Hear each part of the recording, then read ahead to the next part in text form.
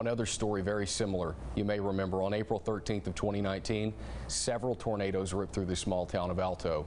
4 people were killed on that day, and hundreds of families had to start from scratch, losing their homes with no one to turn to.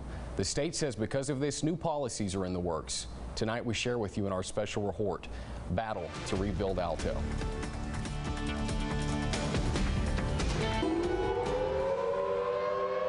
Tornado warning we've been talking about over in Houston County is now a confirmed tornado. It's Alto, and actually the storm is just now hitting us. All right, it's gonna cross the road right here. Please head inside. Please be somewhere far away from windows. It looks like a war zone, to be honest with you. Everything's destroyed. Approaching the gym. Holy cow. I think a better description is what's left of the gym. You ever seen anything like this in your 87 years of life? No. I think everyone, though, is still really on edge about what happened today. You're the praying God. Please be praying for these people out there. They will make an inspiring comeback. FEMA shows up, but the property values are so low, they did not meet the federal guidelines to get help. Now, you were kind enough to sign a declaration of disaster. We appreciate that, but still people are hurting down there, and the progress has been so slow. Chief Kidd, you need to contact the people in Alto, Texas, and get on top of that and address whatever issue they may have to get fixed. I bet he will respond. He did, but what if he wouldn't have? We are a very disaster-prone state. We have more major disaster declarations than every other state in the nation. So my name is Jennifer Gonzalez, and I'm a dental hygiene student at Tyler Junior College. And on that Saturday in April, the home she was raised in was ruined. Kind of sad because there's so many memories just all over from this house. But because her family's property and those like it that were devastated in the storm didn't meet FEMA's financial standards. A state our size still needs around 800 homes, major damage or destroyed, without insurance in a single event. To give you an idea how difficult this guideline is to meet, Texas sees an average of 132 tornadoes each year. The total number of disasters declared due to tornadoes in Texas by FEMA since the 1950s, 15. FEMA is in the process of changing their old formula to their new formula. Meaning after the 2 tornadoes in EF2 and EF3 wiped out everything in their path, the pieces that were left had to be picked up by regular folks. That's strictly donations. That's people helping people. That's not your handout for the government asking for anything.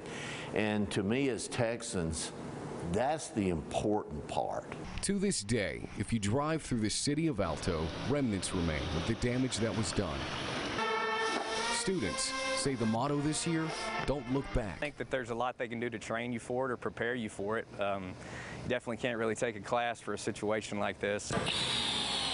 Teachers have and will be conducting classes in these portables. Our kids are resilient and our community is supportive, and we will make the best of this bad situation. The population of Alto, just over 1,200. According to the current FEMA requirement, that means the city was never really going to get the help that it needed. They're not coming. We've handled the problems. Alto looks a lot different now than it did April when you were there, and it's going to take a while. It's going to take a long time. Things aren't ever going to be the same. That should send a message of preparedness to our citizens. So I want to thank y'all for getting this message out. But really, families need to have a plan. They need to do what they can to have a little bit of financial planning money set aside in order to be ready for the next event. Since April, after her life was turned upside down, Jennifer Gonzalez has graduated with her degree in dental hygiene from Tyler Junior College. It's something you don't really prepare for, and so just seeing your house be destroyed and all of your belongings, it hits you hard. A stranger's donation meant a new home for the Gonzalez family, sitting on their property that then looked like a lost cause. It was overwhelming because we weren't expecting that kind of response, but it was great. It was really great to know that there were people who, even though they didn't know us, they wanted to come and help. In the end, FEMA said no. The state did what they could. But there's a saying in Alto, all together. We appreciate everything that was done, but I'm more proud of what our people here and from around Texas did to help each other. We can't thank everyone because we don't know like the faces, but you know, it was just a lot of people who came to help. And when help doesn't come from far away, we look to those next to us, our neighbors.